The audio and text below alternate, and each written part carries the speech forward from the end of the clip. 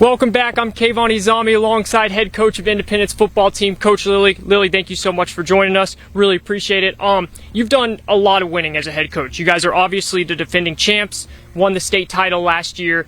Even though this is a new team, still a lot of players on this team were on the team last year and were on the team before that. You guys are in a spot that a lot of these players haven't been in a while. They lost a game, and now they have to bounce back from it. How do you see your team bouncing back from that situation? Well, I'd like to think being our first home game and being back home for the first time in 5 weeks would give us a little motivation. And we had an open date last week, so hopefully we healed up from some injuries that we had.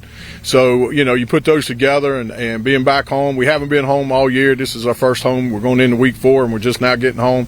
So I hope that would give us a little added momentum into the night. Yeah, that's a tough start to the schedule, having to go on the road for both of those games. Having a week off after taking a first loss, and I think it was 14 games, does that make the players more chomping at the bit, ready to go? Well, you would think so, but there's a lot of self-reflection on, getting better. We've got 9 new starters on defense and 8 new starters on offense, so, it's really just us trying to gel and get together. Your quarterback, Trey Bowers, I think he's one of the most fun players to watch in the league. He was on the Kennedy Award watch coming into, which is one of the best player in high school football in West Virginia. How do you expect him to play tonight? Well, I mean, he's definitely the leader of the pack, and he's been in back-to-back state championship teams. He scored touchdowns in both games in the state championship. He's been in big games his whole career. He's probably the only guy we've got that started as a pure freshman since he's been here. So we'll lean on him till the rest of the kids grow up. And you guys have a great wide receiver in Silas Nelson, who had 2 really good games. Do you try and get him the ball as much as possible tonight? Well, yeah, but we need to spread it out a little bit, and so people don't double team him up, and some of the other guys got to step up a little bit. But Silas is only a sophomore, so there's nothing but good things ahead for him. But we do have to spread the wealth a little bit.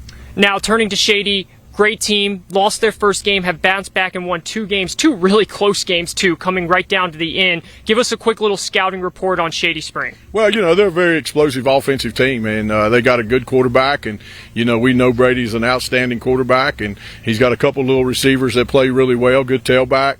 So, I would say it's going to be one of those games where both teams are going to score some points.